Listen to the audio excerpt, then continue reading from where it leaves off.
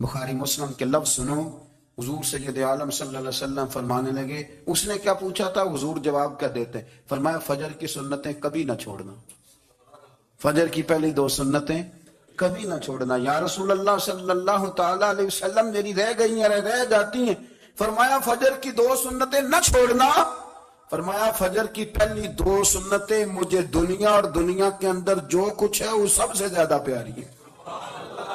فجر کی 2 سنتیں دنیا اور دنیا میں جو کچھ ہے مجھے وہ سب سے زیادہ پیاری ہیں، اس لیے فجر کی سنتیں نہ چھوڑنا۔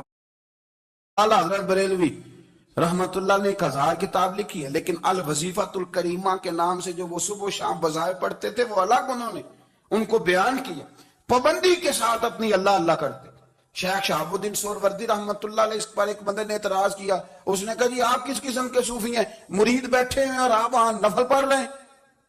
یہ بھی بڑا مسئلہ ہوتا ہے نا، جو بندہ ملنے آتا ہے وہ اپنے ٹائم کے حساب سے آتا ہے، اور پھر اس کا یہ بھی خیال ہوتا ہے کہ پیر صاحب جو ہیں وہ چونکہ درویش ہیں تو نہ انہیں روٹی کھانی چاہیے نہ سونا چاہیے، چونکہ وہ درویش ہیں، اور ہم چونکہ درویشوں کے ماننے والے ہیں لہذا ہمارا یہ طریقہ ہونا چاہیے کہ جیسے ہم کہیں درویش ویسے ہی کر جائے۔ حالانکہ جس کو آپ درویش کہیں گے آپ اس کی مانیں گے، آپ منوائیں گے نہیں، تمہارا مزاج ہوتا ہے۔ شیخ شہاب الدین پر لوگوں نے اعتراض کی، حضور لوگ ملنے آئے ہیں، زیارت کرنے آئے ہیں، یہ بندے دعا کرانے آئے ہیں، اللہ اللہ کرانے آئے اور آپ نفل پڑھ رہے ہیں، کیا جملہ ہے، کیا حسن ہے، کیا خوبصورتی ہے۔ فرمانے لگے رب رسول سے مانگنے کے لیے مصلی بچھایا ہے، اگر وہاں سے مانگوں گا نہیں تو تمہیں دوں گا کیا، پہلے مجھے کچھ لے تو لینے دو، اگر میرے پلے کچھ ہے ہوگی تو آگے دوں گا نا، تو میں مانگنے گیا تھا کہ یا اللہ دے تیرے بندے لینے آئے ہیں، دے تو میں کچھ لوں گا تو آگے دوں گا نا۔ لیکن ہمارا یہ سٹیٹس، یہ مزاج، یہ شعور نہیں ہے۔ گپیں، کہانیاں، داستانیں، گفتگو، خطابت، واز، کیا بات، لیکن اگر کچھ کرنے کا کام ہو تو وہ نہیں ہم سے ہوتا ہے۔ میرے نبی کریم علیہ السلام نے مصلی سے دل لگانے کا درس دیا، حضور نے توجہ دلائی، صحابہ اس ذوق کے حامل لوگ تھے، وہ کوشش کرتے تھے۔ جناب صدیق اکبر رضی اللہ تعالیٰ عنہ کا عبادت کا مزاج ہمیشہ قائم رہا۔ حضرت عمر فاروق ساری رات اللہ کے حضور کھڑے رہے۔ حضرت عثمان غنی رضی اللہ تعالیٰ عنہ عشاء کی نماز پڑھ کے 2 رکعتوں کی نیت باندھتے تھے، 15 سپارے پہلی رکعت میں پڑھ دیتے تھے اور 15 سپارے قرآن مجید کے دوسری رکعت میں پڑھ دیتے۔ آپ نے نا حضرت عمر فاروق کے وصال کے بعد ان کی ایک بیوہ سے نکاح کیا، حضرت عثمان غنی نے نکاح کیا۔ وہ خاتون آپ کے نکاح میں آئیں تو عرض کرنے لگی امیر المومنین میرے لیے اعزاز تو بہت ہے کہ میں امیر المومنین کی بیوہ تھی تو امیر المومنین کی منکوحہ ہو گئی ہوں، لیکن حضور نہ تو میں جوان ہوں کہ میرے اندر رغبت ہوتی اور نہ میں اب اس قابل ہوں کہ کوئی خدمت کر سکوں، میرے ساتھ نکاح کی وجہ کیا بنی؟ تو عثمان غنی رو پڑے، فرمانے لگے میں نے عمر فاروق کو مسجد میں اپنے رب سے ڈرتے ہوئے دیکھا ہے، میں نے اسے روتے ہوئے دیکھا ہے، عدل کرتے دیکھا ہے، انصاف کرتے دیکھا ہے، امت کی خیر خواہی کرتے دیکھا۔ تمہارے ساتھ نکاح اس لیے کیا ہے کہ تم مجھے یہ بتاؤ کہ عمر فاروق گھر کے اندر اپنے رب کو کیسے راضی کرتے تھے، گھر کے اندر کیسے راضی کرتے تھے، وہ طریقے بتلاؤ، تم بتاتی جانا اور میں بھی اسی طرح گھر میں عبادت کروں۔ میرے رسول کریم علیہ السلام نے ارشاد فرمایا، حضور فرمانے لگے جس گھر میں اللہ کا ذکر ہوتا ہے وہ گھر زندوں کا ہے، اور جس گھر میں رب کریم کا ذکر نہیں ہوتا وہ گھر زندوں کا نہیں ہے۔ گھر نا ہم نا کتابوں میں پڑھتے ہیں کہ ایک بزرگ کہتے ہیں، حضرت فضیل بن عیاض کہتے ہیں کہ میں ایک گلی سے گزر رہا تھا تو گھر کے اندر کسی قاری صاحب نے قرآن کی آیت پڑھ دی، وَلِمَنْ خَافَ مَقَامَ رَبِّهِ جَنَّتَانِ، میں تے میرے کانوں سے ٹکرائی تو اللہ نے میری کایا ہی پلٹ دی، میں توبہ کر گیا۔ اب گھر کے اندر سے آواز آئے تو صحیح نہ تلاوت کی، پر اندر سے آواز آتی نہیں، یا ڈیک بجنے کی آواز آتی ہے، یا ٹی وی چلنے کی آواز آتی ہے، یا دھوم مچانے کی آواز آتی ہے۔ عبادت کا وہ جو خاص شوق تھا، وہ جو حسن تھا، وہ جو توانائی تھی، وہ جو بات تھی۔ ایک جگہ پہ ہم بیٹھے تھے تو وہاں ایک صاحب آئے اور انہوں نے آتے ہی کہا کہ مہربانی کریں ذرا مجھے مصلی دے دیں، میرے نہ کچھ نفل رہ گئے، تو میں نے وضو کر لیا تو کوئی مصلی مل جائے۔ مصلی انہیں دے دیا گیا، وہ مصلی لے کے چلے گئے تو پیچھے ایک صاحب نے تبصرہ کیا، کہنے نے کتنا ریاکار بندہ ہے، لوگوں کو دکھا رہا ہے کہ میں نفل پڑھتا ہوں. ہے کو بات کرنے والی. میں نے اسے کہا, میں نے کہا تو مہربانی کرنا اس طرح کی ریاکاری تو بھی کر, پکڑ مصلی اور جا تو بھی تھوڑی ریاکاری کر کے آ, اٹھ ذرا. شکر کر کو یہ ریاکار بھی ملا ہے, کوئی نفل پڑھ کے ریاکاری کر رہا ہے. اللہ کا میں کہتا ہوں کو پڑھے تو صحیح نہیں یار, یہ کوئی دور ہے نفل پڑھنے کا؟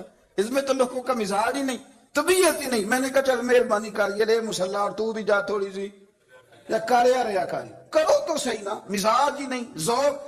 جمعے کی نماز پڑھ کے یوں دنیا بھاگتی ہے, او ہو پتہ نہیں کون سی پیچھے آگ تھی جو بجھائی جائے گی. اور آج تک لوگ مسئلہ پوچھ رہے ہیں کہ جمعے کی بعد والی سنتیں کتنی ہوتی ہیں.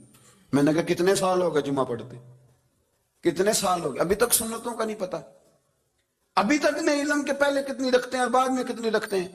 فجر کی سنتیں کب پڑھنی چاہیے, سنو فجر کی سنتوں کے بارے میں. میرے رسول کریم سید عالم صلی اللہ تعالی علیہ وسلم سے ایک صحابی نے پوچھا تھا, حضور میری فجر کی سنتیں رہ گئیں یا رہ جاتی ہیں تو حکم کیا ہے؟ کیا انداز ہے حضور کا, اپنا ذوق, اپنی طبیعت. ہم نے نا ذوق غلط بنا لیا. اگر 20 بندے کہہ بھی دیں گے تو نے بڑی شاندار تلاوت کیا تو کیا اسے بنے گا؟ 100 بندہ کہہ بھی دے تیری کیا بات ہے, کیا بات ہے نعت خاں کی, کیا بات ہے علامہ صاحب کی, پیر صاحب کی, پیر مہر علی شاہ صاحب رحمت اللہ علیہ. آپ تشریف فرما تھے تو آپ کے ایک ہی بیٹے بابو جی جن کو کہا جاتا ہے, جس دن صاحبزادے پیدا ہوئے تو خادم نہ وہاں سے نکلا. ان لوگوں کے شوق اور طرح کے تھے نا, تو ان کی توجہ بھی اپنے شوق کی طرف رہتی. تو خادم نکلا اندر سے, پیر صاحب مبارک ہو, پیر صاحب مبارک ہو, پیر صاحب مبارک ہو, پیر صاحب مبارک ہو. شور کر رہا ہے تو پیر صاحب کو وجد ہو گیا, اللہ اکبر, اللہ اکبر, اللہ. او کیا ہوا, کس بات کی مبارک دے رہے ہو؟ عرض کی حضور اللہ نے بیٹا دیا.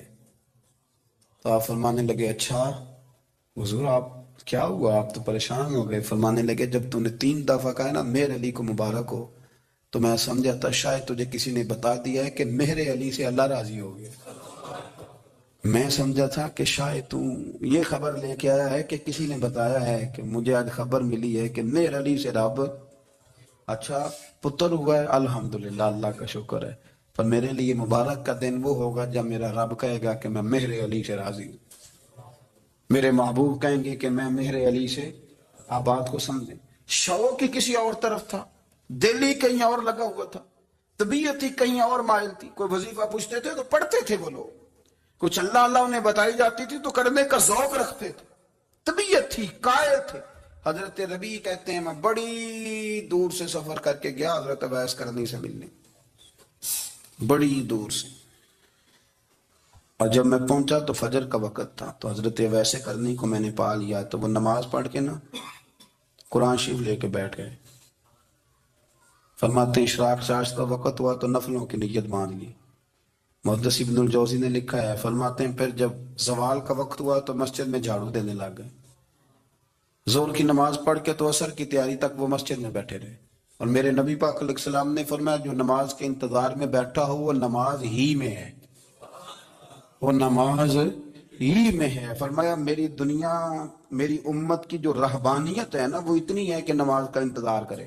اذان کے بعد نماز کا یہ راہب ہیں, یہ اس وقت چھوڑ کے بیٹھے ہیں سارا کچھ. فرماتے ہیں عصر تک انہوں نے اللہ اللہ کی, پھر مغرب تک کی, عشاء کی نماز ہوئی تو وہ نماز پڑھی تو وہ تھک گئے. اب مجھے وہ فارغ ہو مصلی چھوڑے تو میں ملاقات کروں نا. کہ آپ حیران نہ ہو کہ اتنی دیر بندہ کیسے اللہ اللہ کر, ہم نے کی نہیں نا اس لیے ہم پریشان ہیں. جو عادی ہوتے ہیں وہ کر بھی لیتے ہیں, وہ یہ کام. میری بات کی سمجھ آ رہی ہے؟ جب جاتے ہو کسی دفتر میں تو 8 گھنٹے کھڑے رہ لیتے ہو نا, مجبوری ہوتی ہے تو کھڑے رہا جا سکتا ہے. پاسپورٹ کے دفتر بولیے, امیگریشن کی لائنوں میں, اور میں نے تو ویسے ہم بندے 12 گھنٹے پہلے جا کے کھڑے دیکھے, رہ لیتے ہیں کھڑے. تو اگر ان کاموں کے لیے رہا جاتا ہے تو اللہ رسول کے لیے بھی کھڑے رہا جا سکتا ہے. تو فرمانے لگے کہ جب عشاء کی نماز کے بعد آخر انسان تھے, تھک گئے, نیند کا غلبہ ہوا تو تھوڑی ایسے آنکھ بند ہوئی تو کھولی تو رونے لگے. حضرت ویسے کر لی, رو کے کہنے لگے مالک مجھے غافل تو نہ کر, ابھی میں نے کیا بھی کچھ نہیں, دن ختم ہو گیا, کوئی نفل نہیں, کوئی اللہ اللہ نہیں, اللہ مجھے غافل نہ کر, میری مدد فرما. فرماتے ہیں جب وہ روئے تو میرے ساتھ جو شخص تھا میں نے کہا اٹھو چلیں. کہنے لگا حضور ملنا نہیں, فرمایا جو میں لینے آیا تھا وہ مجھے مل گیا. جو میں ان سے سیکھنے آیا تھا وہ مجھے نصیب ہو گیا، اب اور میں نے کیا لینا، ختم ہو گئی بات، اٹھو چلے۔ اللہ کے بندوں نے حضرت ربیہ بن کعب اسلمی رضی اللہ تعالیٰ عنہ فرماتے ہیں، کہتے ہیں جب بنو قریظہ اور بنو نذیر یہودیوں کے ساتھ حضور علیہ السلام نے جنگ کا اعلان فرمایا تو وہ دشمن ہو گئے، ہمیں خطرہ تھا کہ وہ رات کو کہیں محبوب کو تکلیف نہ دیں، تو کچھ لوگ نا تلواریں لے کے نبی پاک کے دروازے پہ پہرے داری کرتے تھے۔ گن مین رکھنا حرام نہیں، اگر کسی کو واقعی خطرہ ہو تو اس کے لیے سنت بھی ہے۔ حضرت علی المرتضیٰ تلوار لے کے حضور کے گھر کا پہرا دیتے تھے۔ حضرت ربیہ بن کعب اسلمی رضی اللہ تعالیٰ عنہ فرماتے ہیں کہ رات میری ڈیوٹی تھی کہ میں حضور کے گھر کا پہرا دوں گا، تو فرماتے ہیں میں باہر سن رہا تھا، ساری رات ہی میرے نبی پاک نے اللہ کی تسبیح پڑھی، ساری رات، کبھی تسبیح، کبھی تحلیل، کبھی تحمید، کبھی تکبیر، ساری رات۔ فرماتے ہیں ساری رات حضور پڑھتے رہے اور ساری رات ہی میں سنتا رہا، مجھے اونگ آ گئی، میری آنکھ لگ گئی، حضور ابھی پڑھ رہے تھے، میں تھک کے سو گیا۔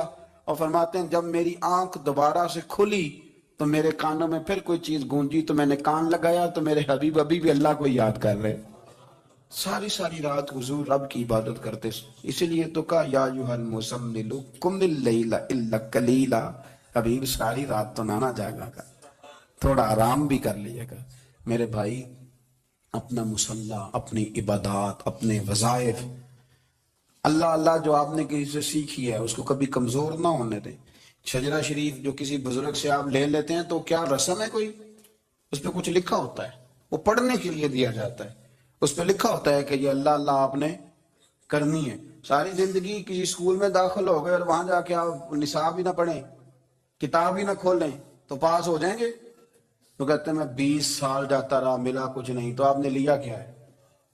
ایک اتنی سی کتاب تھی، اس کو تو کھول کے آپ دیکھ نہیں سکے، اس کے وظائف تک تو رسائی نہ ہوئی، اس لیے کہ اللہ اللہ کرنا مشکل ہے اور تصویر کھچانا یہ آسان کام ہے۔ تو جو آسان ہے اس طرف ہماری توجہ لگی رہتی ہے اور جو مشکل ہے اس طرف ہم ذوق پیدا نہیں کرتے۔ یا ایھا الناس اعبدوا ربکم الذی خلقکم والذین من قبلکم لعلکم تتقون، اے لوگوں اس رب کی عبادت کرو جس نے تمہیں پیدا کیا اور تم سے پہلوں کو پیدا کیا، اس لیے عبادت کرو کہ تم پرہیزگار ہو جاؤ گے۔